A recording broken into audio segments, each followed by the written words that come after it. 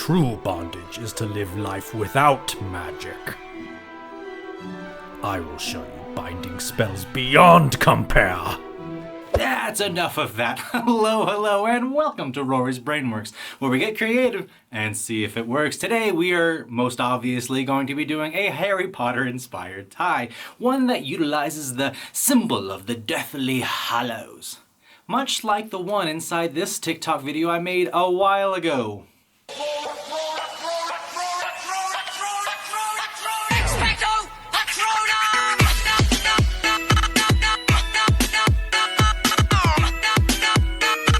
We're going to be doing something similar to that, not replicating that in general. I'll get into the why later. Let's just say it involves complexity. But all of that aside, playing a professor on TikTok, I would be remiss if I did not bring up safe, sane, and consensual safety. Be sure to have some safety shears with you at all times. You can always get a new rope, can't get a new life. And consensual. Me, Marie, and Crochet Rory are all consenting adults. Communication is key. Now, before we take a deep dive into the Deathly Hallows design, we must first thank my sponsor, Knothead Nylon. Knothead Nylon is the destination for all your premium nylon rope bondage needs. Easy to clean, water resistant, up to 1,100 pounds of weight load, and in a wide array of beautiful, vibrant colors, Knothead Nylon will slake your rope desires. At checkout, put in discount code RORY10 for 10% off. So why aren't we replicating this design? Well, it's overly complicated. The design, not the politics. That design was kind of like when you see photography of certain shibari and you're like, wow, that looks extravagant and amazing. This rope's going fucking everywhere. Kind of like that. That design has 5 ropes on it. It's way too many.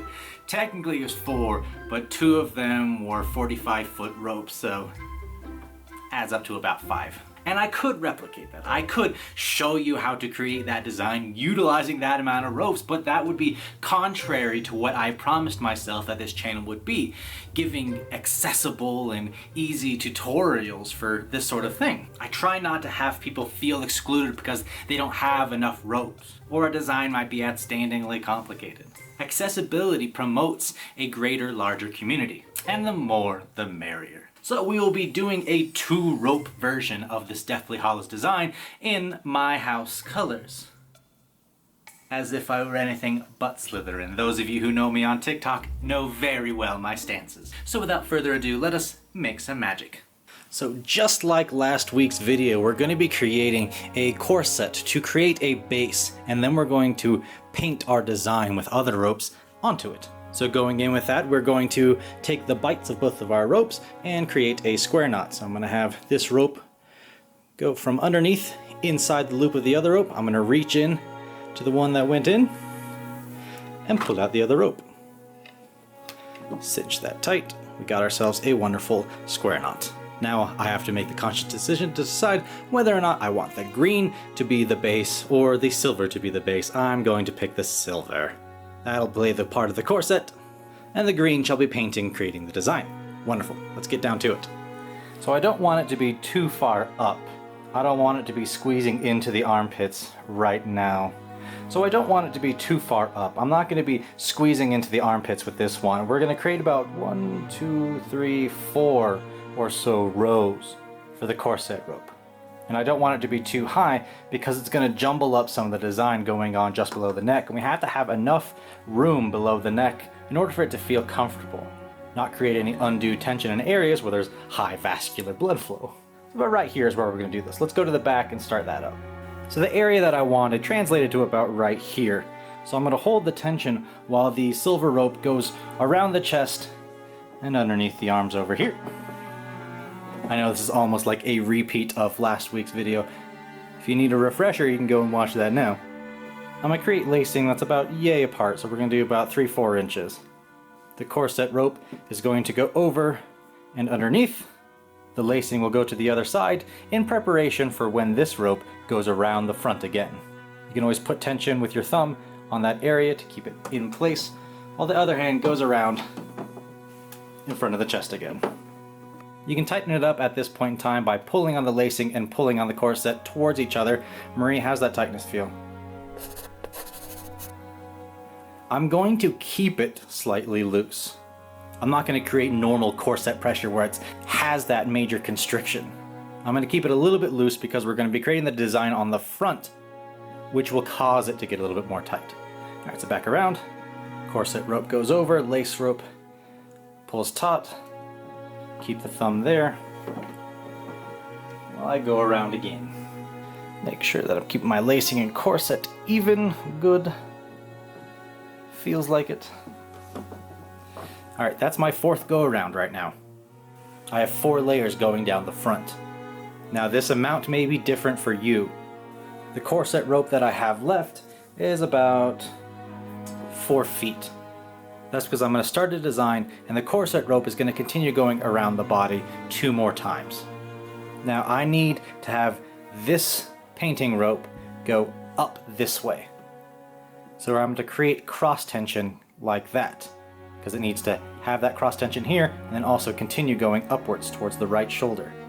It's going to be double important in a few minutes and you'll see why. Now what I could do is just have it go over and go that way. Yes, I could weave it through these little areas right here. So since I'm going over, I would go under, over, under. So let's do that real quick. Make sure whatever hand is holding the corset rope is still holding it taut so it doesn't loosen up during this process. And there we go. So I'm going to have this rope go over the right shoulder, and this rope is going to go back this way towards the front. Why? Because we're going to be creating the first part of the triangle of the Deathly Hallows, the Invisibility Cloak. So this is the rope coming back around from the front after we just created that counter tension, and now it's going to create more counter tension. Just like that. We're going to create that counter tension. It's going to go this way, and this is going to go around the back to meet up over here to create the triangle and then go over the other shoulder. Now we want to make sure that this area is in the middle of the triangle. That way we can create the resurrection stone and the elderwand design as well.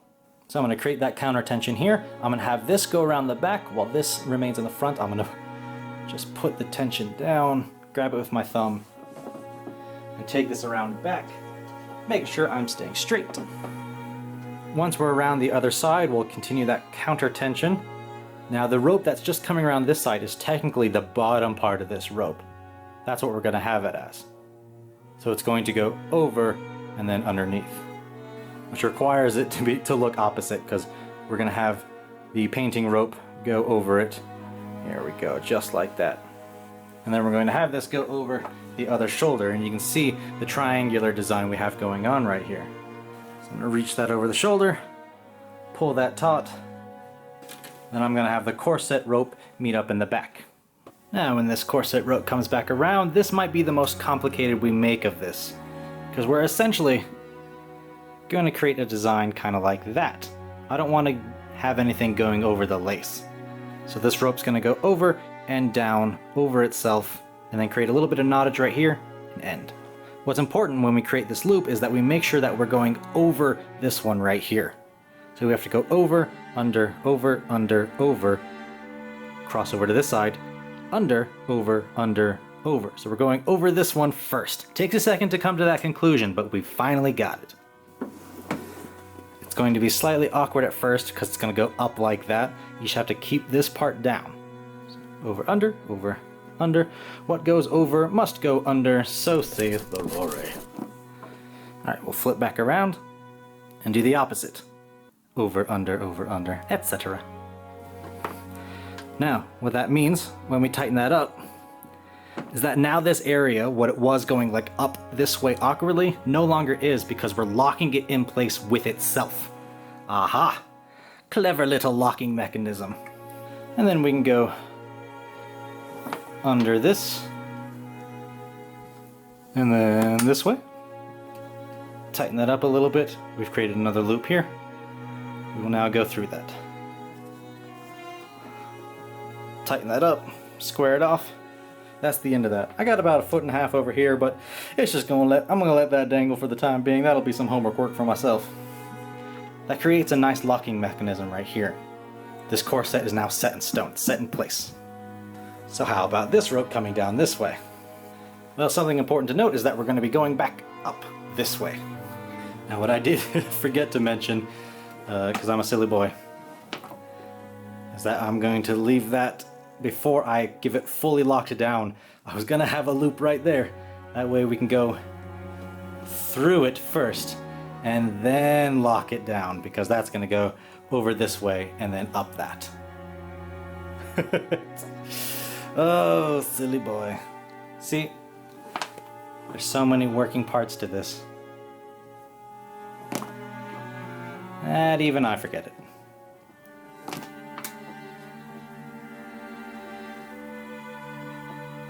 There we go, nobody's perfect, we're all human. So now that we're able to create this counter tension here, we're gonna get a loop just underneath there. We're gonna pass up through that loop. And at this point in time, we're gonna create a little bit of weaving, which this design has a fair amount of. So you can see we got our depressed friend here and our friend on our high horse. So we're gonna ground our friend on the high horse and we're gonna uplift our depressed friend. We go underneath there and ground that one by going over it. They're gonna do the opposites to the next ones, and then they're gonna cross over utilizing the same over-under pattern.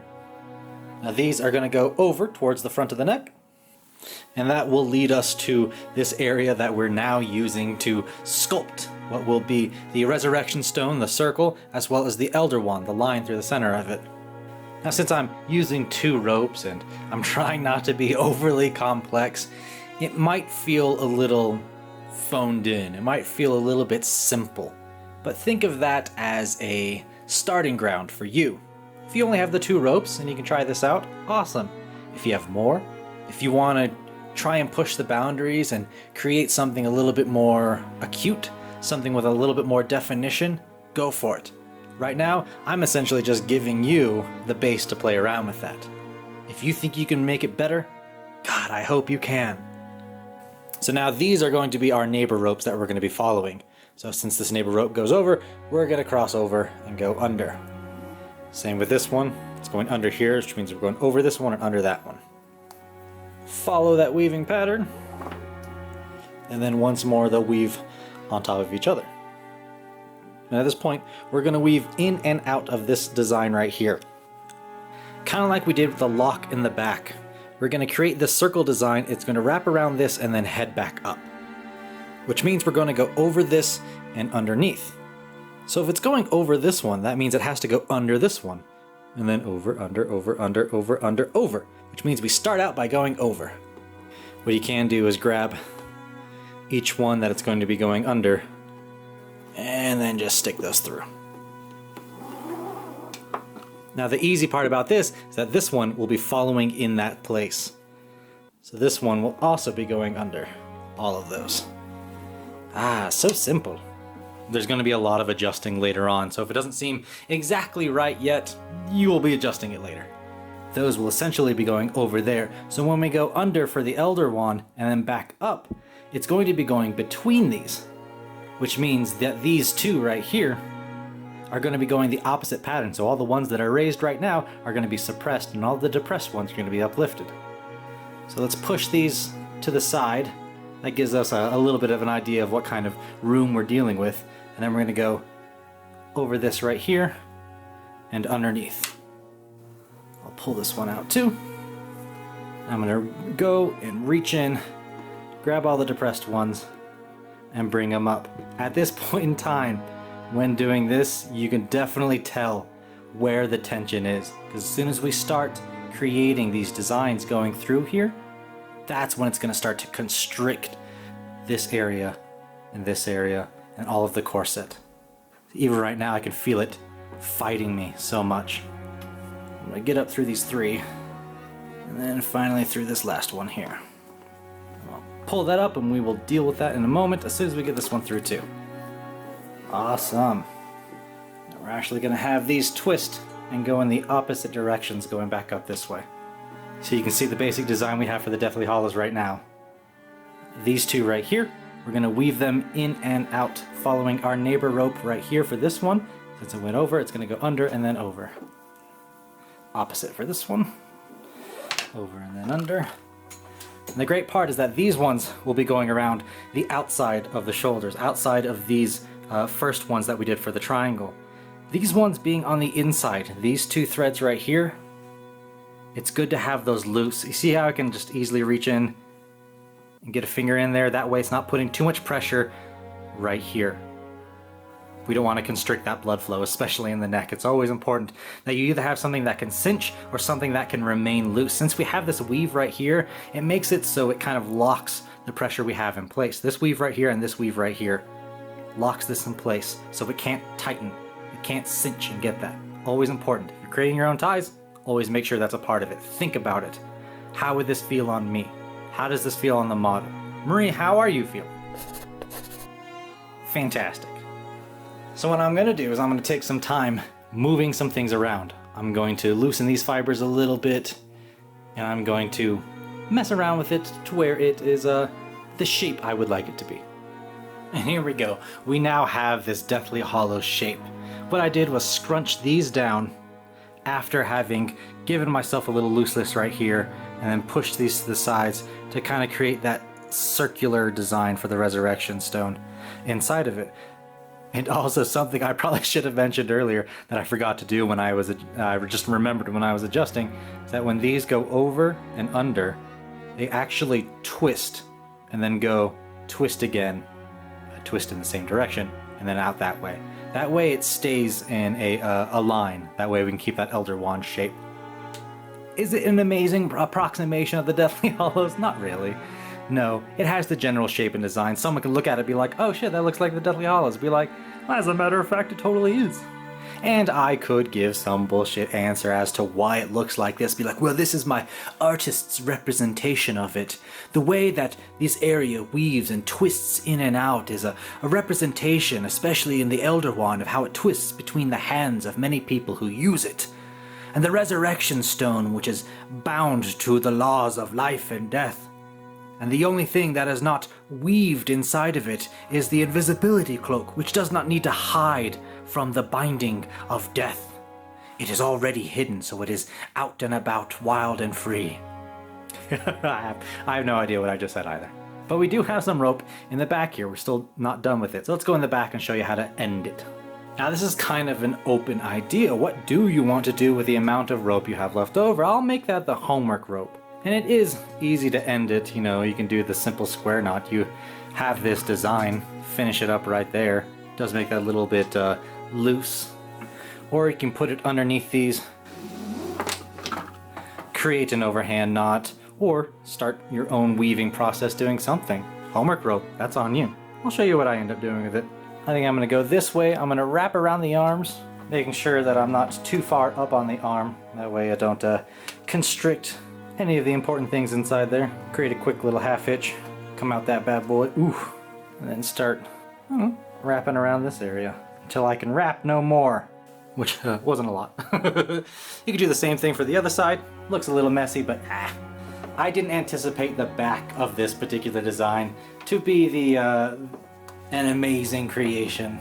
Although, if you think you can improve, by all means, do so. We need to push each other to innovate, but not push each other to be malicious. We're all just creating art and we all want to be appreciated. Create those bands like that, cool. Adds a fun little flair to it. I like it. I didn't want to mess up the harmony of what was going on in the Deathly Hallows up front. Well, hey, I hope you had as much fun learning from that tutorial as we did teaching them to you. Marie is currently writing some saucy fan fiction. She does that for a lot of things, and none of it's actually that good. Don't encourage her. Don't say anything. Just ignore her. And at this point, I would gladly like to change the subject and bring up my other lovely sponsors for today, the wonderful people over at Patreon. That's patreon.com/Rory's Brainworks, just like this YouTube channel. They are my rope vanguard, my colonizers of dreams. And without them, these ropey endeavors would be way harder to accomplish. Thank you for spending your time with me. Be sure to like this video, subscribe to this madness, and comment down below what kind of ropey things you would like us to teach you. As always, I'm Rory. This is our brain. I'm fairly certain it works. Be safe and go create some art.